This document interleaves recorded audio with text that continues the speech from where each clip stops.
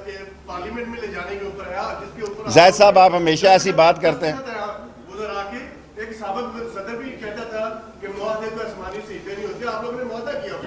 हमने मुआहदा किया है, उस मुआहदे पे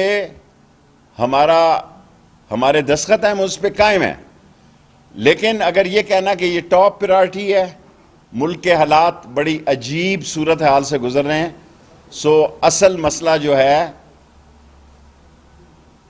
वो ये नहीं, वो कुछ और है।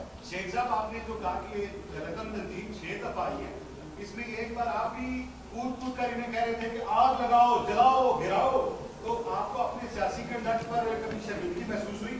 आप हमेशा मोहब्बत भरे सवाल करते हैं और अपने चैनल के लिए ठीक है, मैं रिकॉर्ड पे जवाब दे रहा हूँ। आपको सवाल करने, मैं कभी इस तंजीम के साथ शामिल नहीं रहा।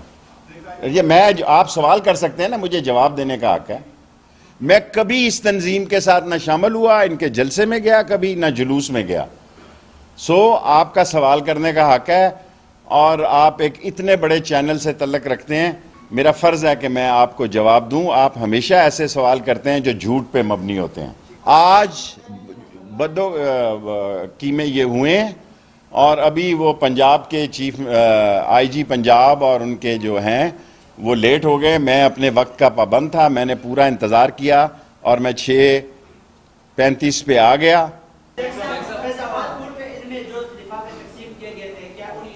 वो पुराना उसको याद नहीं आ रहे। आपने एक सवाल कर लिया। देखें, लाल मस्जिद का जब ऑपरेशन हुआ था, किसी शख्स को इंसानी जानों के जाँ बहक होने पर कोई खुशी नहीं होती, लेकिन हुकूमतें बिल आखिर रिट कायम करती हैं। उनके भी 70 अफराद या जितने थे वो इमानतन यहाँ मौजूद है, कोई लेने के लिए नहीं आया। आपका सवाल हो गया, जब आपका सवाल हो गया तो ख़त्म। अब हालात देखें, वो ज़ाहिर है अब जो हालात ऐसे ही हैं तो उस तरफ भी जाना पड़ेगा। ठीक, दी मुजाहिरीन को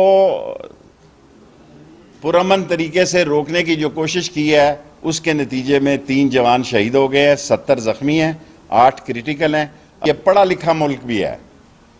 यहाँ वो लोग हैं जो समझते हैं कि भाई ये 6ठी दफ़ा आ रहे हैं और मुल्क के हालात कैसे हैं, मुल्क के मसाइल कैसे हैं, और ये मजहब के झंडे तले आ रहे हैं। मैं काला काला रसूलुल्लाह का सिपाही हूँ, मैं नामूसे रसालत पर ऐसी 10 जाने कुर्बान करता हूँ।